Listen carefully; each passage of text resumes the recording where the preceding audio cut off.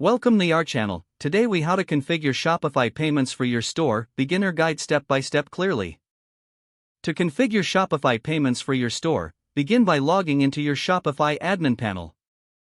Once logged in, navigate to the settings icon located at the bottom left corner of the screen.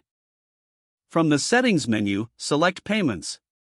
On the Payments page, you will see several options for payment providers. Look for the section labeled Shopify Payments.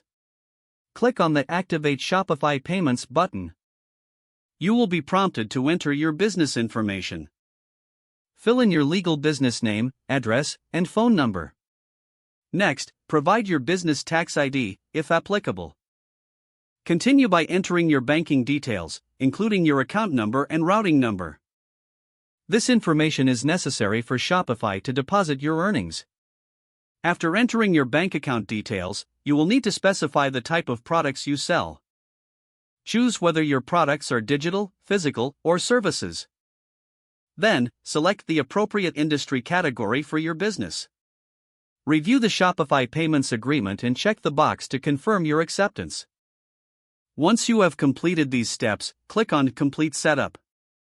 Shopify will then process your information. This may take a few moments. Once completed, you will receive a confirmation notification.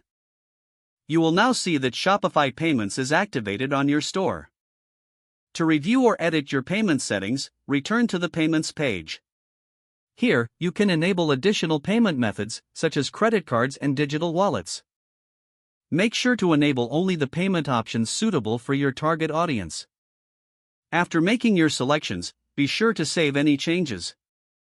You're now ready to start accepting payments through Shopify Payments.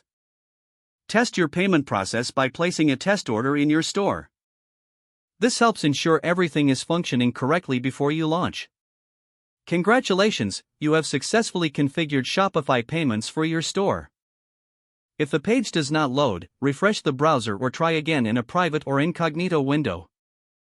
Make sure you are using the correct email address, then retype it carefully to avoid small typos.